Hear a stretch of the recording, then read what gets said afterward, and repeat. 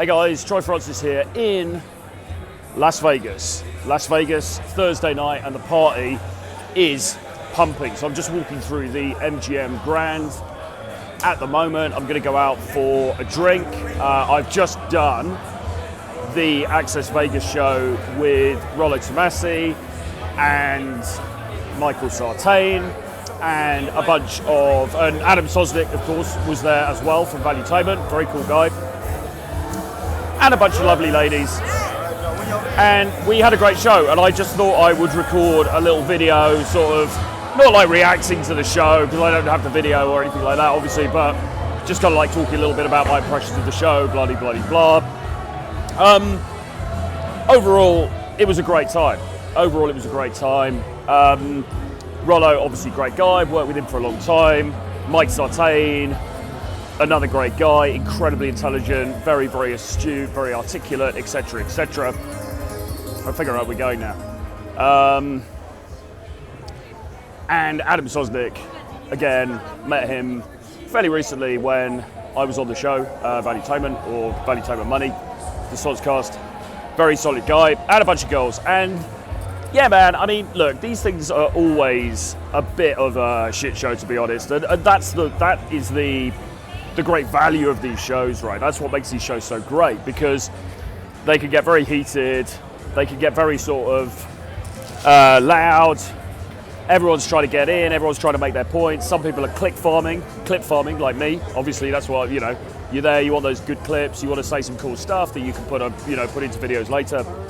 And the girls may or may not be there for that reason, but you know, they've obviously got their own agenda, they've got the things that they want to say. So everyone's like fighting for space and everything. And this podcast, basically what happened was all of the girls that they'd invited turned up. So normally what happens with these podcasts like Fresh and Fit and Pearl and stuff like that is that they'll invite a bunch of girls, and normally like 3 of them will just not show. You know, there'll be no shows, they'll cancel, whatever. In this particular occasion, they all turned up. Plus there was myself and Adam and the 2 hosts. So it was a pretty busy podcast, and it was just kind of like, you know, super busy. Everyone trying to get attention, everyone shouting over each other and stuff like that. But as I say, overall it was great. It was great fun, and I think we covered some really interesting stuff. And I mean, really, I suppose, what were the overarching things that came out of it for me? Well, I suppose, again, you know, just realizing what women are actually attracted to. And when we were sort of drilling down with some of these girls and talking to them about, you know, guys that they dated and the kind of stuff that they're looking for, you know, they'll pay lip service to this idea that they're looking for, you know, a nice guy. And actually one of the women there said directly, you know, I want to date nice guys. I want to date guys who are cool, blah, blah, blah, treat me well. Okay, fair enough. But then she was telling us how after about 6 months, she gets the ick and gets fed up with those dudes and then ends up dumping them. You know, suddenly he can't do everything right. You know, she was all in at first, and then suddenly, you know, it's like, oh God, look at his shoes. Oh, look at the way he does his hair. Look at this, look at that. Starts pissing her off. She gets the ick. She's no longer attracted to him. That initial spark is gone. And you know what? That's it, relationship over, okay? So, very, very instructive. So even a girl who on the surface says she goes for nice guys, actually 6 months is not a very long time, guys, you know, for a relationship. Actually pretty quickly she gets bored with them, okay? Now there was another girl on the podcast who was talking about how if she really, and this is kind of really ironic, if she really likes a guy, okay, if she's into a guy and she thinks, well, this dude could be boyfriend material, then what she's going to do is make that guy wait for intimacy. Okay, so she was saying, well, you know, what happens if, because we were talking about like, okay, so you date a nice guy, and she was saying, okay, so if you got a date and the dude turns out to be a nice guy, you tend to put him in the 3-month, the 90-day category. And I said, well, what does that mean? And she said, well, you know, I make him wait for, wait for 90 days before we get intimate. Now, there was quite a lot of consternation around the table at that. You know, a lot of the other girls were like, what the fuck? You know, like 90 days, what are you talking about? That's ridiculous. And obviously that's an extreme example, but, you know, and that's her choice, whatever. But it's interesting because it just confirms this notion that if you are perceived early on as being that nice guy, then you're going to be put into this category where she's kind of sizing you up as a potential boyfriend, and she's going to make you wait for longer for intimacy. Now, what some of the other girls were saying was, well, you know, do you as a guy, or not me, but, you know, the guys in the room, do you want to be seen as the guy she'll just fuck and then whatever? And we were all like, well, yeah, that kind of is the category we want to be in, to be honest. And Sartain and I actually back this up, but we're kind of making the point of like, well, look, I mean, even if you come across as like the player or the bad boy or whatever in the initial interaction, and you know, she gets intimate with you, not necessarily the first night, but she gets intimate with you earlier on, then guess what? You can still end up being her boyfriend anyway, because after you guys have, you know, got it on, got intimate, whatever, if you play it right, probably what's going to happen is, you know, those feelings are going to develop, the oxytocin is going to start flooding, you know, her system, your system, whatever.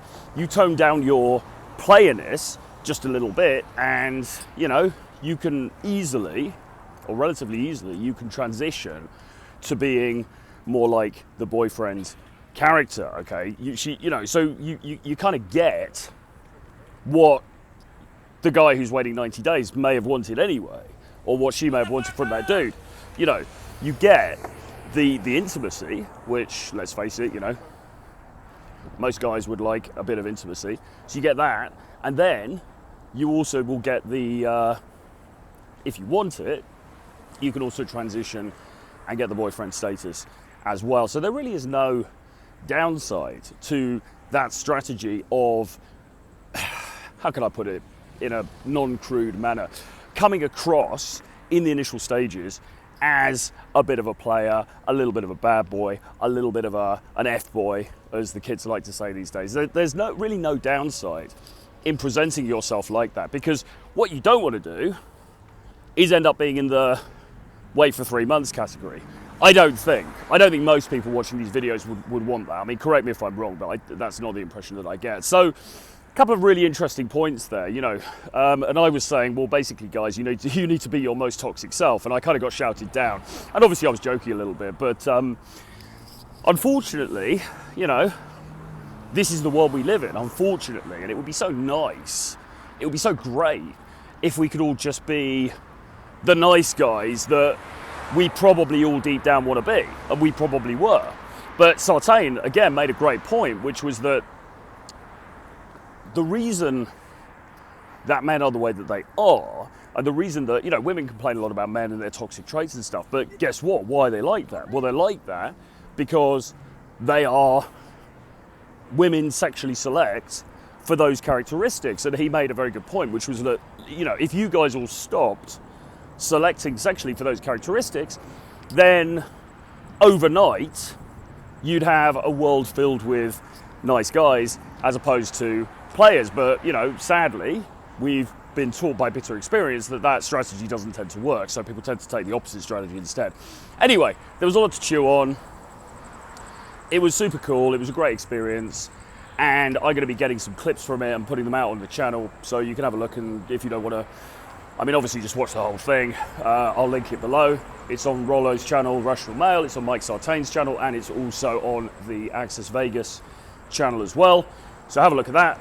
I'll put some clips out, and yeah, man, it was great. But try to, when you watch these podcasts, when you watch these shows, try to enjoy the drama, enjoy the banter, enjoy the humor, whatever, but also try to recognize the lessons that are coming through, and they're not always necessarily spelled out, okay?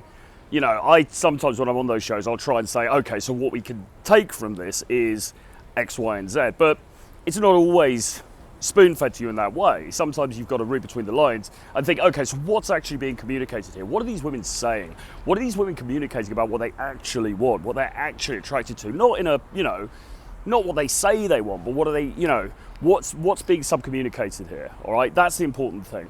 So anyway, I hope you enjoy that show. As I say, I'll link to it below, and I'll see you guys again very soon. The Edge, the course that I'm doing with James Tusk, if you're watching this in August 2023, it's still open. So if you're interested in that, again, the link for that is below. And subscribe to the channel, hit the notifications bell. I'll see you guys again very soon. From Las Vegas, Troy Francis, bye-bye.